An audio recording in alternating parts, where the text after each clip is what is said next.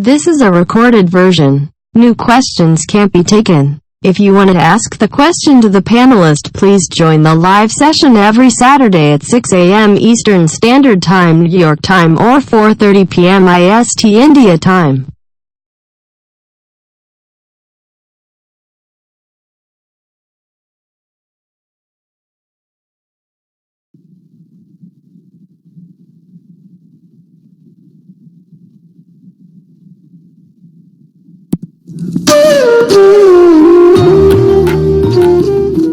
महापंथ यह योग है, सहज श्वेत है धाम, तेज पुंज सत्पुरुष है, तह हंसन विश्राम।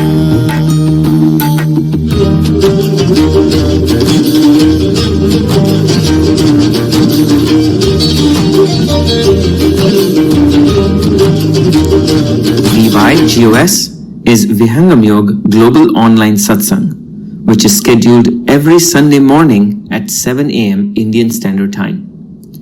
Those who would miss to attend the morning session can listen to the broadcast replay on Sunday evening at 4:30 p.m. Indian Standard Time. The aim of this forum is to give the entire world an opportunity to learn the ancient science of meditation and benefit from this pious service inspired by Sadguru Sadafal Devji Maharaj, the pioneer of Vihangam Yoga. If you are interested in learning the technique or want to conduct a program at your place, and for any inquiry related to it, please feel free to write to us at info@vihangamyoga.org.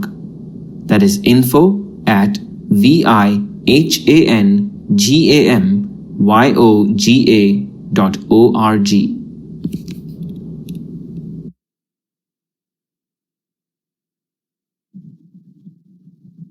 Good morning, good afternoon, good evening, and welcome to this session, the VY session, our special series on the Swarved. The Swarved, as our regular listeners would know, is an encyclopedia and a treasure trove of spiritual secrets, known only to those who have actually practiced and gone on the path of higher spirituality.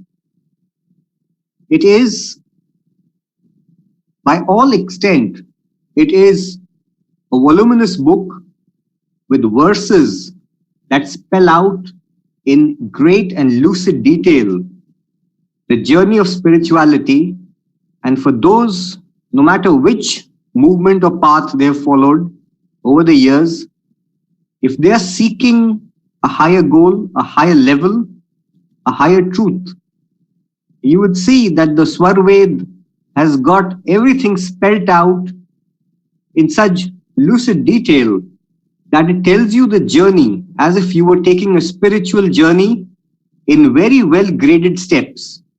You would understand the milestones you would achieve. You would understand how to go ahead, whom to be in touch with, and how to take this journey of yours forward, not into the unknown, but into a wonderful realm of spiritual secrets. Joining us today from Australia is Abhinav Kishorji. Welcome to this program, Abhinavji. Thank you, Raghavji. Thank you for the introduction. Great. Abhinavji is an engineer who works in the IT sector in Australia, and having interacted with him many a time in the recent past, I have a high regard for not just his authenticity, but his caliber, his immense understanding of the secrets of Swarved from a perspective of a practitioner. So thank you for joining us, Abhinavji. Also on this program would be Sonuji from Nepal. Sonuji has completed his Masters in Technology from the Indian Institute of Technology, Delhi. In case there are technical issues and Sonuji is unable to join, I'd like to apologize to you in advance. This is a global satsang, and as a technology platform, we do have issues in connectivity. We will be joined by Rekha ji from the United States, and I'm Raghav, so I'm hosting this particular session of the program from Noida in Delhi NCR, India. We begin by the recitation of the Swagat Gan, which invokes the power of the Sadguru.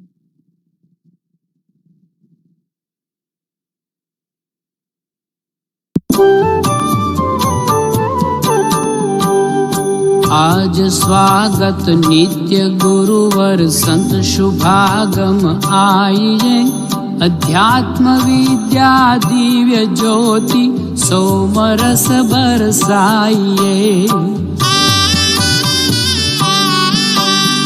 दोष दुर्गुण दूर करके शुद्ध हंस बनाइए, भेद गम गति ज्ञान गर्जन शक्ति द्वार हटाइए। खुले द्वारा शब्द सागर भक्त जन अनहवाइए, जन सदा फल विश्व शिक्षक शान आन बचाइए, शान आन बचाइए।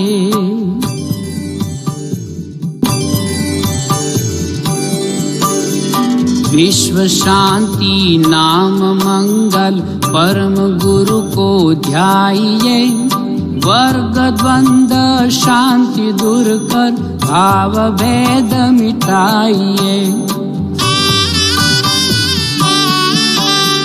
सार्वभौम समष्टि सत्ता आत्मराज बनाइए, वेश भाषा भाव जगमय ज्ञान पर दर्शाइए। समृद्धि सुख शांति धरातल स्वर्ग भूमि बनाइए, विश्व शिक्षक जन सदा फल Nitishwar अपनाइए, Nitishwar अपनाइए।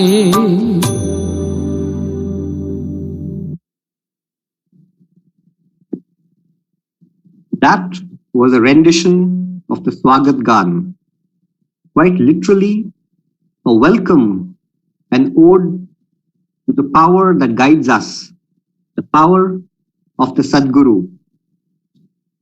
So it is a request, a humble request from us practitioners for that higher power deliver us from a state of darkness to a state of enlightenment, which would broadly mean self-realization, that is who we are, followed by realization of who the Sadguru is, and then finally realization of the Supreme Soul.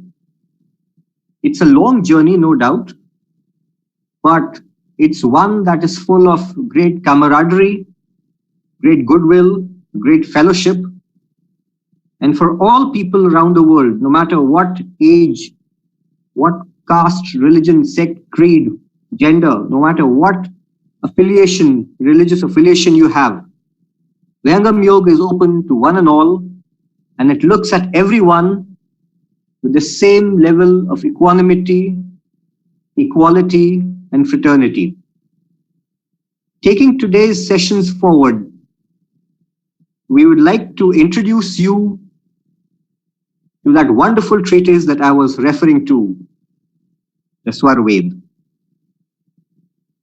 May we begin this day's session with a rendition of verses from the Swarved before we take up discussion on the Swarved with Abhinavji. In case you have any doubts, any questions, please do post them on slido.com. So when you go to slido.com, you can type in VYGOS in caps, and you can post your questions there, and they will reach us. May I now request for the Swarved verses to be broadcast. So my friends, why should we do VY Prachar?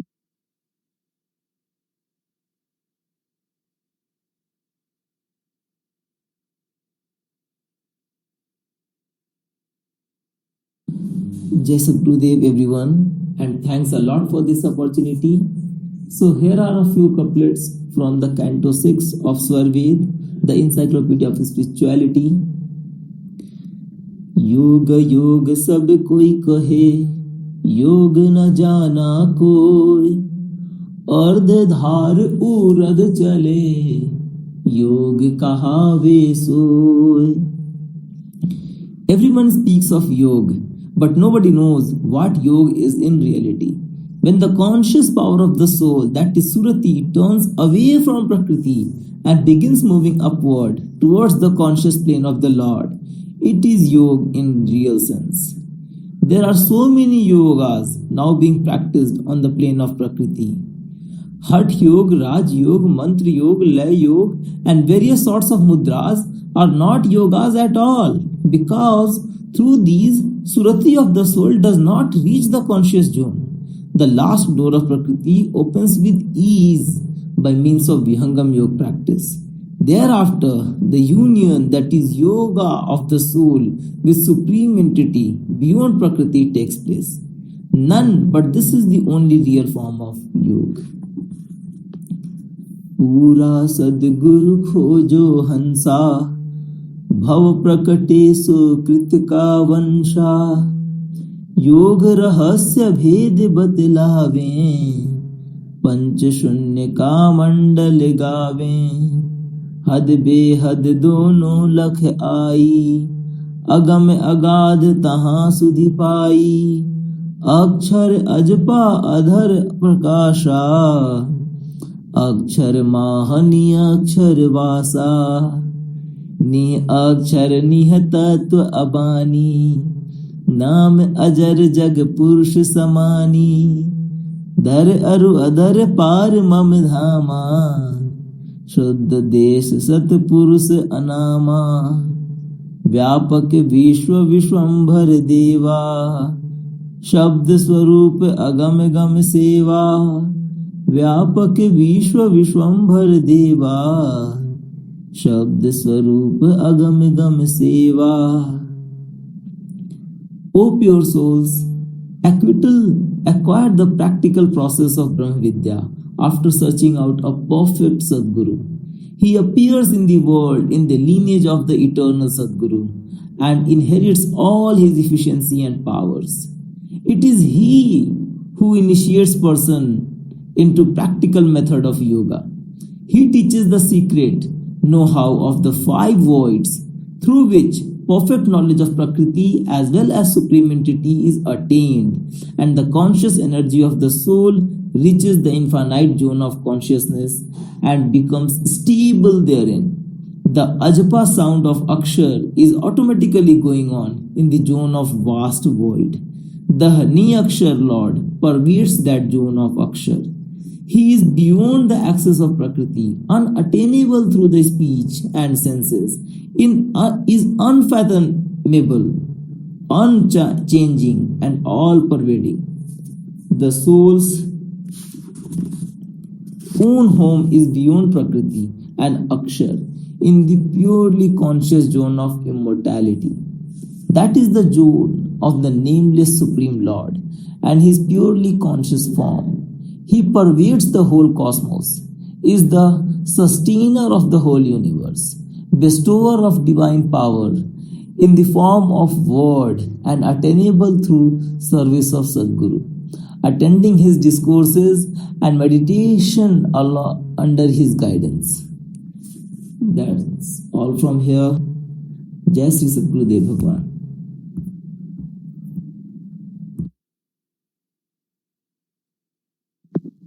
Thank you so much, Sonuji, for joining us from Nepal.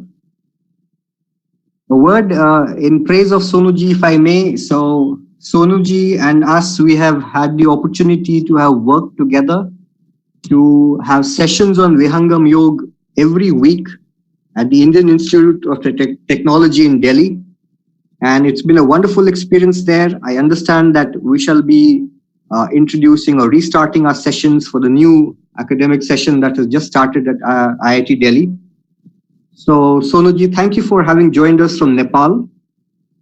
We now move on to the next session, the next sub-session of this particular program, where we invoke the same Sadguru's energies, his blessings, in the form of music, in the verses set to music, which means in the Indian context we call it a bhajan.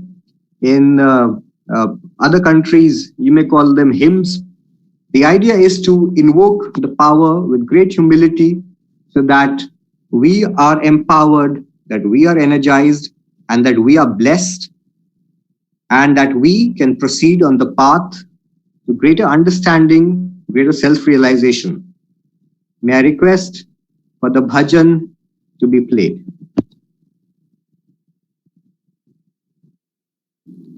Thank you, Raghavji, and Jai Sadgurudev, everybody.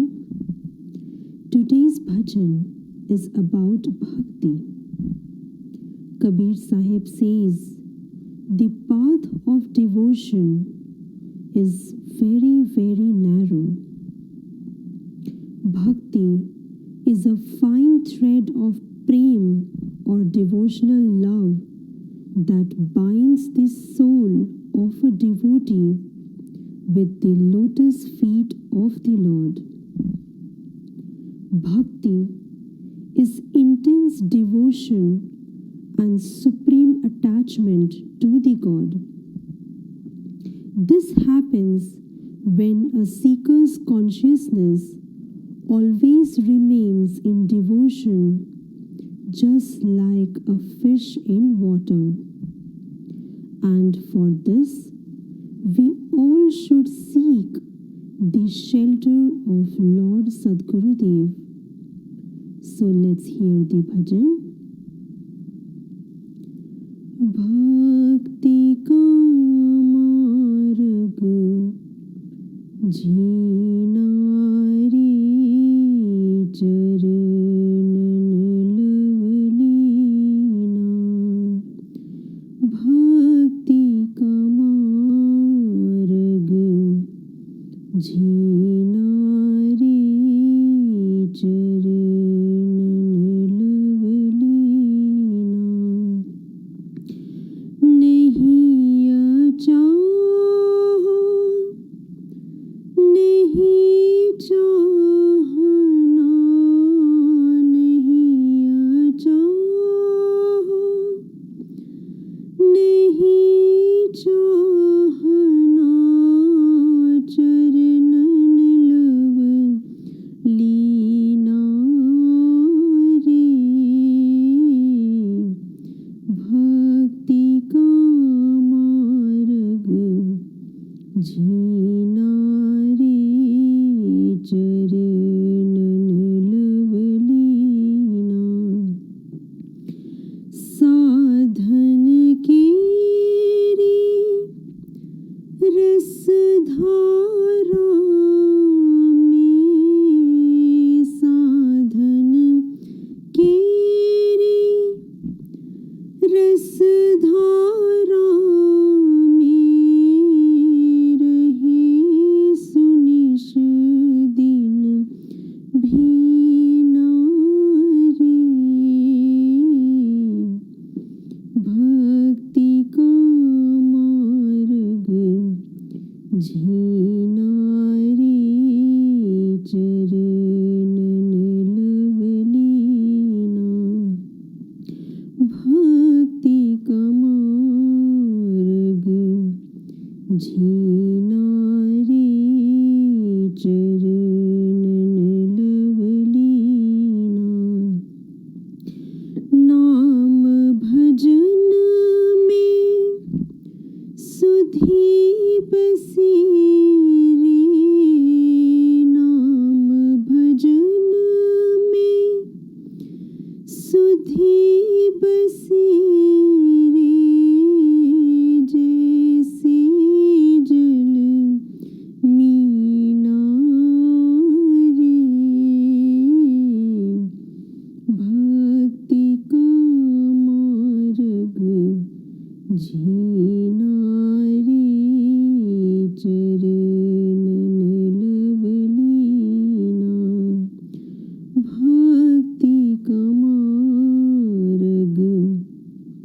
झीना रे चरणन लवलीना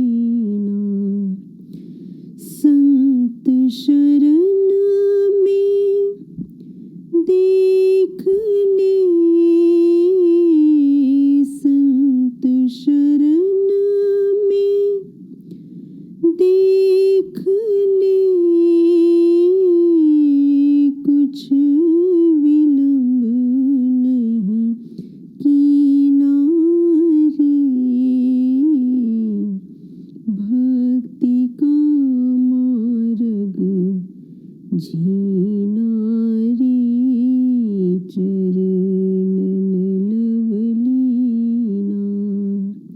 भक्ति का मार्ग झीना रे चरणन लवलीना कहीं कबीर मत भक्ति का कहीं कबीर मत भक्ति का परगट कर लीना रे भक्ति का मार्ग झीना रे चरणन लवलीना भक्ति का मार्ग झीना रे चरणन लवलीना। बोलिए सदगुरु देव की जय। Over to you, Raghav ji. Thank you, Rekha ji. That was such a wonderful rendition of verses from, if I may ask of you, I think they must have been from Kabir Sahib's, treasure trove of verses that they are now so famous, and they are a guiding light. They're a principle that has guided not just people of one particular religion, but multiple religions that have been professed and practiced in India, at least for a number of years. So the key takeaway that I see from this particular bhajan is that the path of bhakti, the path of devotion, yes, it is highly dependent, or is a function of the kind of surrender that you have to the charan of the Sadguru, of the guiding light. And so thank you so much for this rendition, Rekha ji, and for having joined us from the United States. So listeners, as you can all see, as you can all hear, we are joined by wonderful people from all across the world for this particular session, and they have taken out time to be part of this session, and we'd like to thank you also for taking out time to be part of the session, no matter which part of the world that you're in. And moving on, may I now inform you that we shall be starting the main discussion of the day with Abhinav ji, who is a young practitioner of Vihangam Yoga, and like all the other speakers that I have interacted with in my personal life, he's a wonderful person, and he's a conversation with Abhinav ji, just like with the other speakers of today, is like a pathway, is like a portal into Vihangam Yoga, the wonderful realm of Vihangam Yoga. So at any point of time, if you have questions for Abhinav ji or me, please do put them on slido.com. So that's slido.com. You would have seen that particular link on the broadcast message that you'd have received. So please feel free to sign in. And you need to sign in. You just need to post in your questions. Once you go to slido.com, you can type in VYGOS in caps. That's VYGOS. So thank you, Abhinav ji, for taking out time for this particular session. And how's it like in Australia? How's Vihangam Yoga doing in Australia? Yeah, thanks, Raghav ji. Right back to you. You're constantly inspiring us to do a better job as well and try to be a better practitioner every day. Yeah, Australia's, it's Diwali time in Australia and all around the world. So to everyone listening, first of all, happy Diwali if you are observing Diwali. In Sydney, Australia, we meet people from all over the world, and we're very lucky that we get to spend time talking about different concepts. It's very interesting to see how we're all kind of looking for the same things in life and how we converge toward ultimately the same kind of ocean of truth, in different ways, but in a very ultimate way, we kind of reach there. So hopefully our discussion today will kind of illuminate some of these things in the context of the Swarved and the author of Swarved. So really looking forward to sharing this conversation with you. Absolutely, Abhinavji. So if I might begin and, cut to the chase, as it were, and ask you straight away, just for the benefit of first-time listeners, what is the Swarved, and why is it not as well known as the Vedas of of antiquity?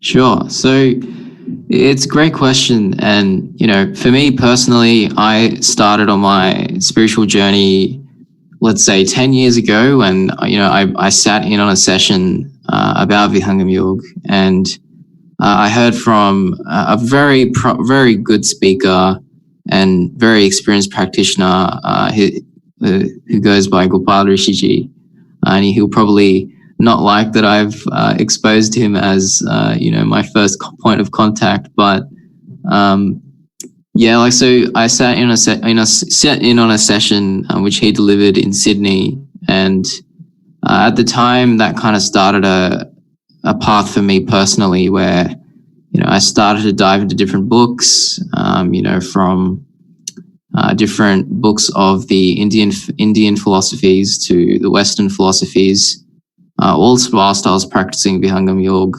And what I kind of started to notice was, in my practice of Vihangam Yoga, the only book that really was resonating with me at one point was the Swarved.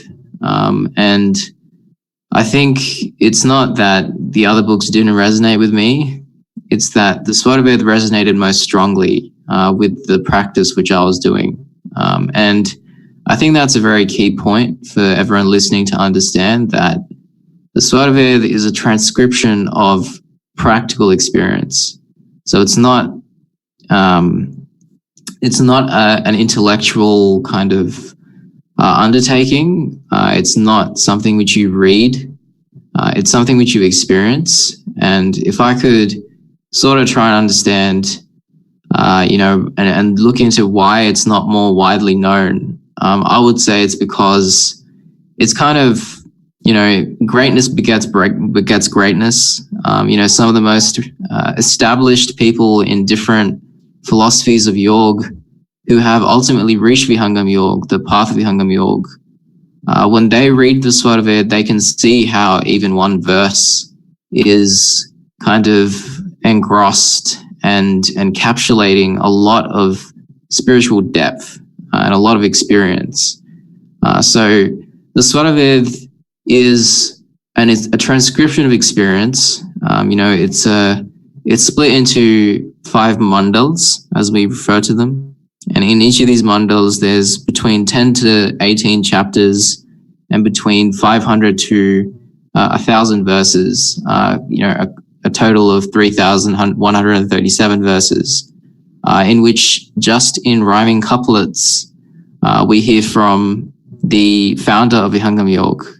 So the person who wrote the Swarved, Sadguru, Anant Shri Sadguru Sadafal Devji Maharaj.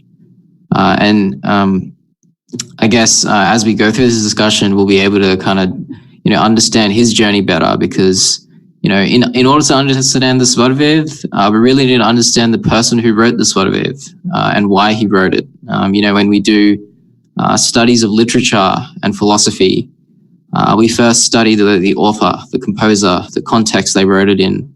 And the Swarved is no different. It's definitely a timeless piece of work, which makes it very unique.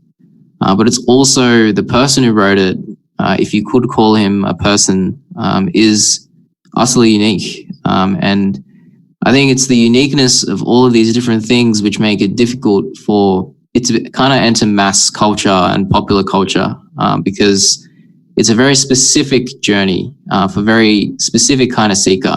Under the ocean of Swarveda, everyone can be present, but you have to experience it to really understand the depths of it, is what I would say. I don't know if you would agree. Oh, I agree with you fully, Abhinavji. Indeed, the Swarved looks like a manual from another dimension, as it were. And yeah, so if you really look at it that way, it's like the stairway to, for those seekers of the truth, I would think. Once they, no matter which path, what meditation they've done earlier, if they've done a fair amount and they feel that they've hit a ceiling or that they're not advancing and they're looking for a breakthrough, I think the Swarved has immense opportunity. It gives them immense opportunity and it empowers a person because it is so lucid in its detail.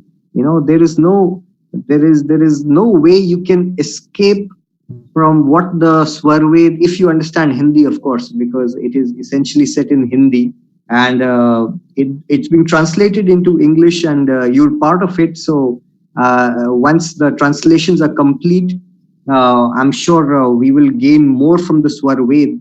So from an understanding of the Swarved. So understanding not just the depth that we have in the Swarved, we see that the author, so you've put it very succinctly and you've put it very correctly. So when we're looking at a great contextual treatise like the Swarved, which refers to the ultimate truth, and yet we need to understand in what context it was written before. For example, when I would hear about, long time ago, when I read the Swarved when I was in high school and I was initiated into Vihangam Yoga, I would come across, and my Hindi wasn't as good as it should have been, and probably still it isn't, but I would, for example, listen to the word or hear the word, read the word Purush. So you talk about Param Purush, you talk about references to the Purush, which have also come up on the session today. So I later understood when my mom informed me that Purush does not is not in any way related to gender. We're really talking about the soul or an entity like the soul. So Param Purush would be the supreme soul. And when you're referring to Purush, you're not referring to man, you're really referring to the soul. So these are the nuances that once we understand and once we appreciate, our understanding of the Swarved would be more complete. And based on our interactions earlier, I remember we had also discussed that, currently we talk about achieving mastery over a certain subject if you've done 10,000 hours of it. But if you could tell us what the author of the Swarved has done, what immense effort he's put in, so that we can get an idea of really, how much research or how much of his own practical experiences he has put into the Swarved. Yeah, I'm glad that you've mentioned that. If I could be honest, I feel the Swarved is an ultra compressed version of one person's experience, and it's universal and timeless experience. But the author of the Swarved has compressed decades of spiritual experience into 3,000 verses. And I personally feel that we could probably write entire books about the author himself. So if we were to really look at who wrote the Swarved, he's our master, the founder of Vihangam Yoga, Anant, Shree, Sadguru, Sadafal, Devji Maharaj. And, what I'll try and do is kind of illustrate his journey over the next, maybe 5 minutes or so.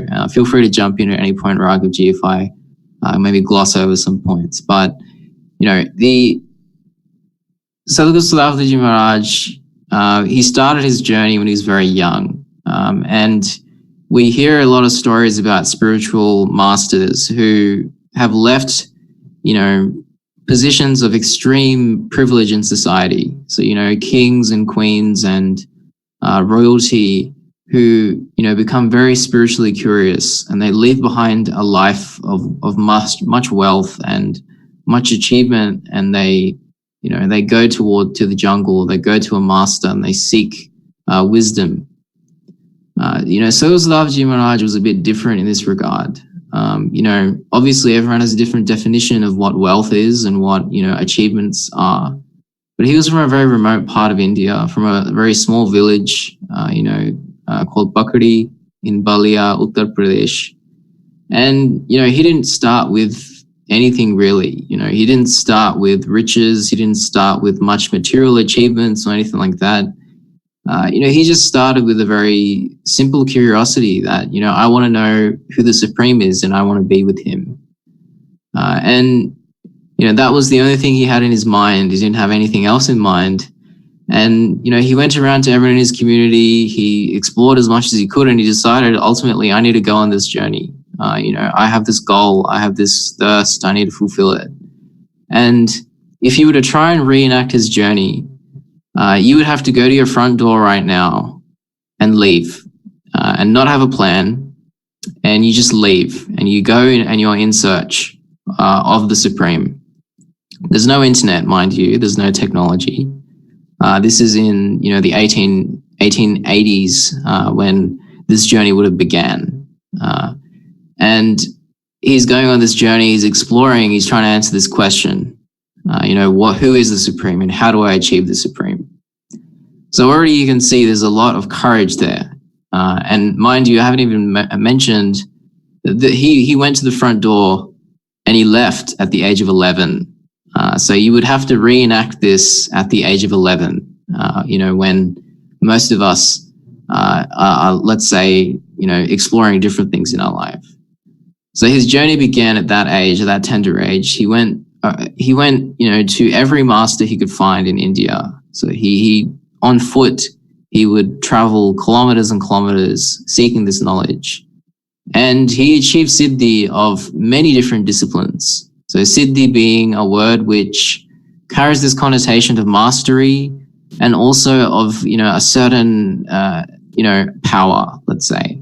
So if you achieve Siddhi in something, you achieve mastery of it and all of the powers which come with mastery of that thing. So he achieved Siddhi of many things. He practiced many different disciplines. Asana, which is the practice of, physical exercises. Pranayams, which is exercises focused on the life forces, the pranas. Different mul bandhs, mudras, different yogs. He mastered each and every one of these. And, he reached this state where he had all these different things in his availability. He was harmonized with the laws of Prakriti, and he could evoke certain things as, people of these disciplines can. And, a short anecdote which we hear as practitioners is, in one of these practices, he would be asked to chant a mantra millions of times, and he would, chant it an order of magnitude more, hundreds of millions of times. And he'd attained all these things, but he still wasn't content. And at this point, we really have to ask ourselves, what kind of person is this? Why is he doing this? And it's all the same as where he began. His goal was very clear and he had a clear desire to reach that goal. And if I could just pause for a moment, I've had the distinct pleasure of listening to different discourses from the current, lineage of Sadguru in Vihangam Yoga, Sadguru Sultanatha Devji Maharaj. And he explains to us that there's three kinds of people in the world. And while I'm saying this, I'm kind of reflecting on myself as well. And what he says is that there's three kinds of people. One, the kind of person who never starts something that is good for them. So they never reach that point. They only, let's say, kind of disturb themselves in things which they know aren't necessarily good for them, but they continue on that path. The second is people who start good things, but as soon as there's an obstacle, they stop. So they start on a path, and as soon as something comes in the way, they stop pursuing that path.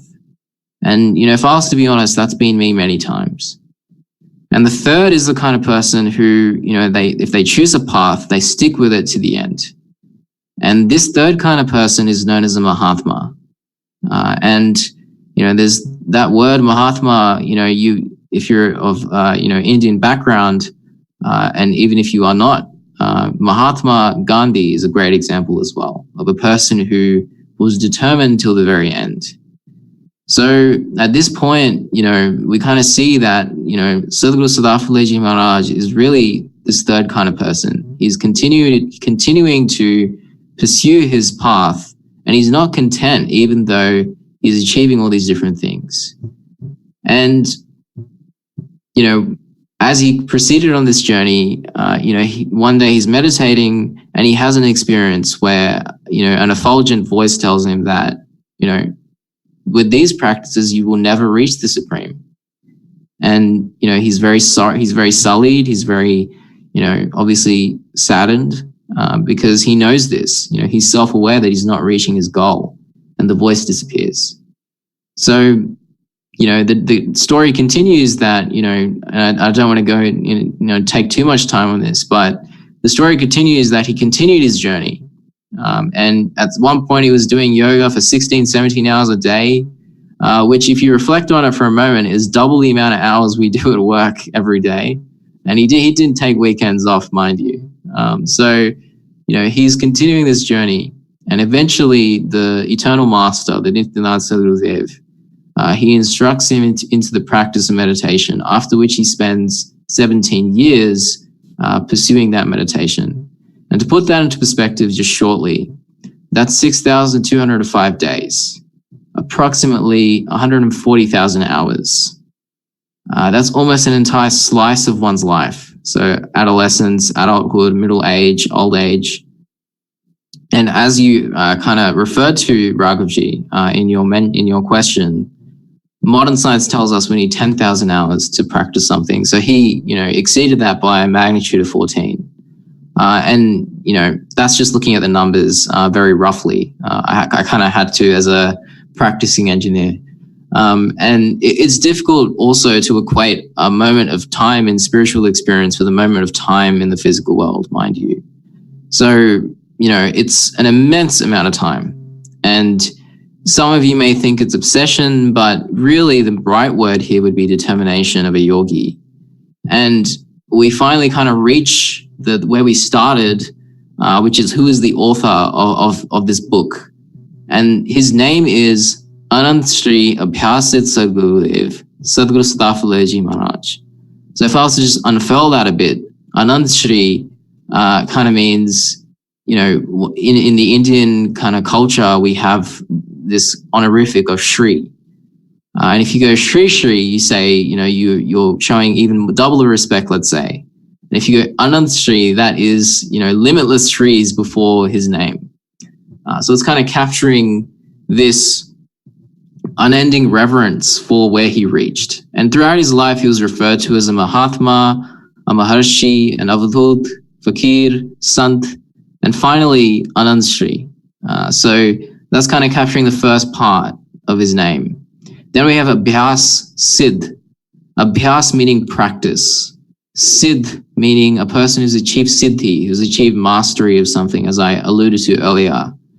And, Abhyas Siddh, to my interpretation and understanding, means a person who's achieved mastery over the process of practice itself.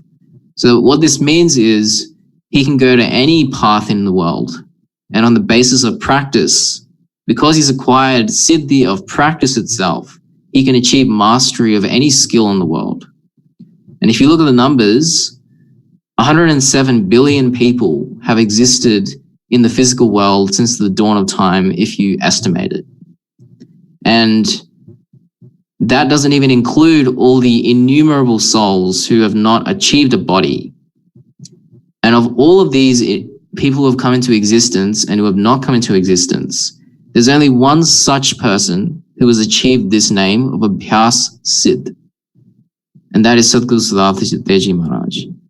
So what this really brings out is the uniqueness of his determination. And it's not even the uniqueness, it's the oneness, because there is no other person or soul who has achieved this. And finally, we get this Sadguru, which was referred to earlier. So he's not just the guru of the prakritic domain, of the material domain, he's also a guru of the conscious domain and beyond. So he's a person who can take you to a state of conscious oneness with the Supreme. Then we go to Sadafal Dev. So as the current Sadguru Dev says, Sadguru Swatantra Devji Maharaj, as he explained in one of his Amritvanis, in one of his discourses, there's some entities of the world which provide you with phal, with fruits on a seasonal basis. So, you go to some trees, they will grow their fruits in certain parts of the year. And similarly, different gods and goddesses as well. We pray to them for specific things. But here we have a Sadguru, an entity whose name is Sadafal. So a person who can provide you with all fruits at all times. So that is another point of uniqueness. And then we have Maharaj, which is, if you look at Indian history as well, this word is used a lot. A great king, one who stands above all. So an arbiter of the highest spiritual status. So, it's important to understand this is referring to his spiritual status, in that he stands above one and all.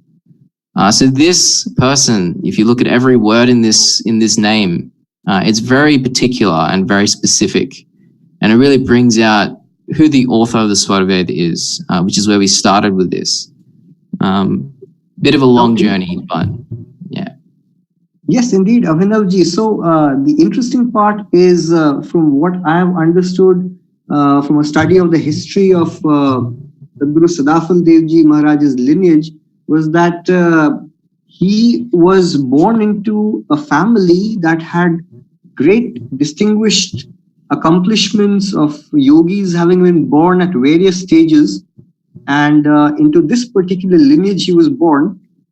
So there's a great legacy of knowledge, of devotion that was there in his family, and that he took this up at such a young age, and that he was so very different from other children of his age, in that he had great maturity, and he would conduct sessions in which he would give discourses much before he gained the authority of the Sadguru. So right from his very childhood, he was a very different child, one who was bent on spiritual pursuits, and who would also have these inclinations that became more in depth at as time progressed. And just like you put it so very well, I understand that in his years of penance, he would go into such deep penance that for days and days and days, and even months on end, he would be in this advanced stage of meditation where you would have, I understand that even, snakes have bitten him, but there has been no change to him at all. And even their poison was completely rendered infectious and completely worthless. And so that is that level of meditation that he's been into for so many elongated periods of time. What would you think about this, Abhinavji? Would you agree with this? Yeah, definitely. I think it really brings out, the uniqueness of his practice. And, he was also, unlike, let's say, the popular belief that yogis are away from society, after he attained the status of Sadguru, he fought for the independence of India with a lot of heart and a lot of struggle. And the Swarved actually emerged during this time when he was fighting for the independence of India. So he developed the framework for Swarved between the 22nd of December 1920 to the 12th of October 1922. And then from there, he would go to the different points where he meditated, and he started to write this book called the Swarved and put it together. And he finished it in 1938, and he wrote it when he was in his 50s. But today, it's one of the most unique books you can ever come across because of all the things you just mentioned, Rakuji. And in fact, the fact that, for example, if I have difficulty, and I have a lot of difficulty in understanding many of the verses of Swarved, but when I read the commentary that's given by Acharya Shri Prathamji, so that commentary, if you could, tell us a little more about, why it explains it so well, it makes things so much simpler that it's easy for anyone who knows Hindi to understand. If you could tell us a little bit more about that, Abhinavji. Yeah, so the important thing here is, you've got a rhyming couplet written by Sadguru Sadafal Maharaj, which is then being expanded upon by Sadguru Dharamchandra Devji Maharaj. So it's Sadguru's kind of invoking their own experiences. And that is the key point. And just as he mentioned, like the commentary is very much in accessible Hindi. For myself, I haven't had an education in Hindi, but as I try and work through it, I'm able to sort of get there, like slowly, I'm able to get there. And the Swarved covers topics all the way from top to bottom. So, the mind and Brahm, the soul, Akshar Brahm, Sadguru, the supreme, time, Sushman, Kundalini, stages of meditation, the reverberating words, birth and death, salvation, worship, goals of human life, everything is in there. And thankfully, each of these verses are expanded upon in very accessible Hindi by Sadguru Dharamchandra Devji Maharaj, and the Uttarad, the final most secretive kind of mandal, to my knowledge, has been expanded upon by Sadguru Sultan Devji Maharaj. So, we're in very experienced hands, thankfully. These are people, if you call them people, these are individuals who have these experiences in front of them. Absolutely. And the best part is that the Uttararth is available in English, and we have copies of it in various parts of the world. So people who want to understand Vihangam Yoga from a much deeper perspective can obtain a copy of the Uttararth. And it's a wonderful journey because it encapsulates, it summarizes, or it takes into grasp many of the key points of the Swarved, of the larger Swarved itself. So that is a good starting point also for advanced practitioners who are able to fathom something of spirituality, but really haven't gone into the great depth that they've always wanted to. Taking now this particular session, Abhinavji, forward for listeners who joined in a little late. So this is part of a five-part series on the Swarved, which is the Encyclopedia of Spiritual Secrets that we are discussing, that was authored by Sri Sadguru Sadafal Devji Maharaj. And discussing this, I've been joined by Abhinavji from Australia. So as you have already heard in our previous sessions, the Swarved is that guiding book that gives you a very practical and a demonstrative understanding, a very calibrated understanding of what spirituality is. Unlike, in others, I have great respect for other practitioners and other teachers, but I understand that when a particular question is put to them on a higher spiritual plane, and you expect an authoritative answer, the answers that we get from so many other teachers is very wishy-washy. They completely take the context out of the question, and you realize that they have not really answered your question. But today, even if you put this question to the Swarved on a particular spiritual point, that I have had, say, for example, such spiritual experiences, how do I go further? Or what do these spiritual experiences mean? Or what is nature? What is the Supreme Soul? And, why should I be doing it? Who is the Sadguru? Who is the Sadguru, and how does this journey really play out? And the Swarved gives it in such great detail that you would truly be baffled, and you would say that, okay, yes, this is indeed the book that I was looking for. So it's really incumbent on us, if we want to take a spiritual journey forward, to really seek out the Swarved and the Vihangam Yoga organization, which is all the contact details are available on the www.vihangamyog.org website. We also have a website in the US, which is us.vihangamyog.org, if I'm not mistaken. So please do contact us. May I now request a final roundup of today's discussions from Abhinav ji before we before we go into the Shanti part, which marks the end of this particular day's session. Sure. So, as we've kind of looked at today, we dove really into today the author of Swarved so that we can kind of lay the groundwork for what the Swarved is. And the most unique things here to really take away are that the Swarved is encapsulates the experiences of a yogi. And it's unique in that it is not an intellectual exercise. It is a description of experience. And it is my hope that all of you listening are able to interact with the Swarved through your own experiences, which is very much the reason for which it was written and the motivations behind its inception. So thanks for having me today, and thanks for such a great conversation, Raghavji. Thank you, Abhinavji. And we shall now move towards the Shanti part, the significance of the Shanti part, and the fact that I have done this for so many years since I was in my school days, is that if you understand the Shanti part and you focus on what the Shanti part is really seeking from the Sadguru, is peace. And it's not just peace of mind. It's an amazing thing. Once you get into the practice of Vihangam Yoga, you understand the difference between the mind and the intellect. And we shall cover such things, such concepts in later sessions of this particular 5-part series.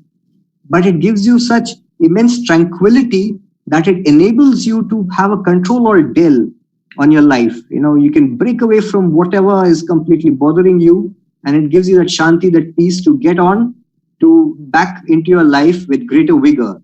So here, for all you listeners, is this wonderful Shanti part.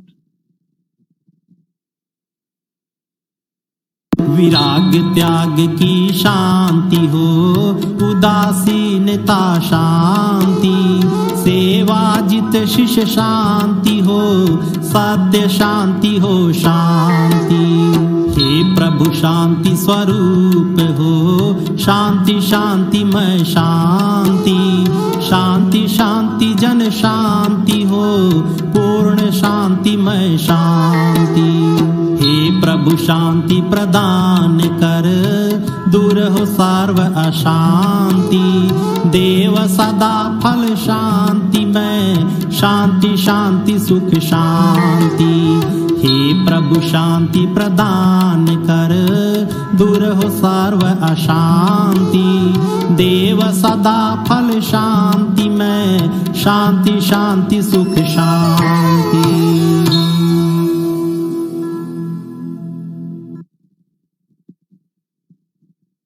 That encapsulates the first of the 5-part series on the Swarved, a treasure trove of spiritual secrets, that was authored by an immensely gifted soul, super soul, you could say, Shri Sadguru Sadafal Devji, who was the first of the current lineage of Sadgurus, and he was born into an accomplished family of yogis, of Rajarshis.